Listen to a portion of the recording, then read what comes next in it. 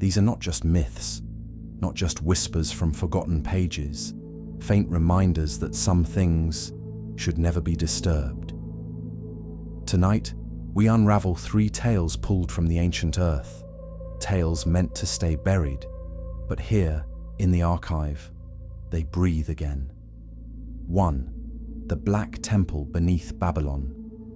Long before the rise of empires, before kings walked beneath golden ziggurats, there was a temple beneath Babylon, one that had no god and no name. It was not built by men, not carved from stone. It simply appeared. The first to see it were shepherds wandering the desert. They spoke of black spires jutting from the sand, each one humming, not with sound, but with feeling.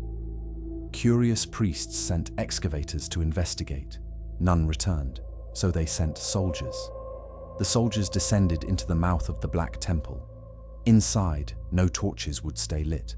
Their blades grew cold, their skin burned with fever.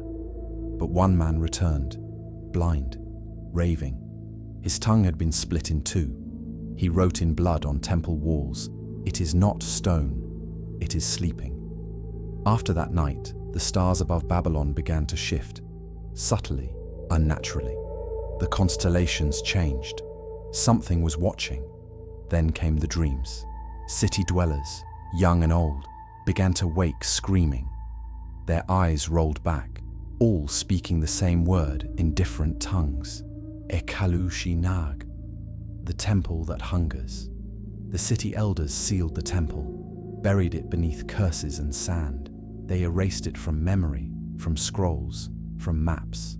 But some nights, if you walk the ruins of old Babylon, you can hear the low hum, like stone breathing, waiting, hungry still. 2. The Bone Oracle of Thera. Before the eruption that destroyed Thera, the volcanic island we now call Santorini, there was a priestess, or something like one.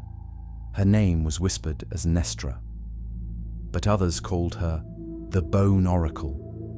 She lived in the catacombs beneath the island, where bones were carved with prophecies, not written by her hand, but etched overnight by forces unknown.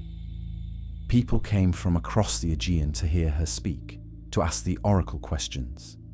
But she never answered with words. She answered by placing a bone in your hand, a small rib, or a tooth, or something that wasn't quite human.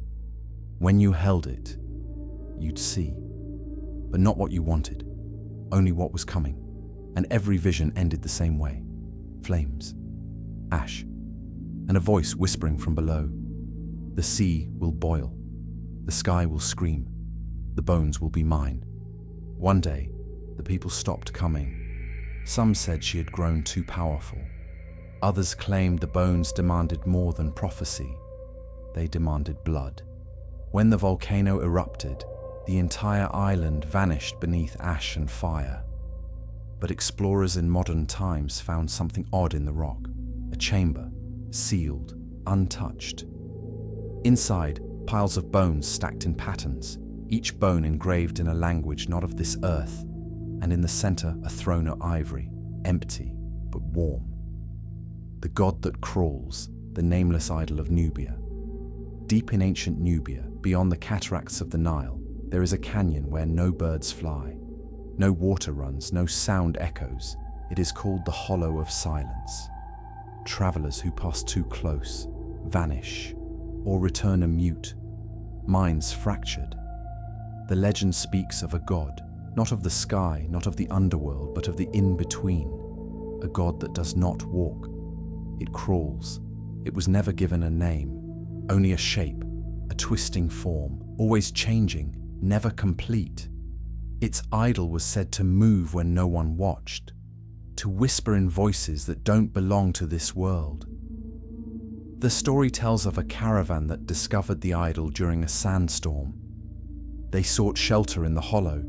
They found the shrine, but only one man returned, naked, bleeding, eyes removed, yet smiling. He claimed to see everything now. He claimed the god had shown him the true form of time, and that time is teeth. He died after scratching symbols into his own skin. The same symbols later found carved into the walls of pyramids thousands of miles away. Symbols that had never been seen before. Since then, explorers who go looking for the hollow either vanish into the sand or return with nothing in their eyes but fear. Some say the idol still shifts, still crawls, waiting to be seen, but only when you're alone, only when your eyes are closed.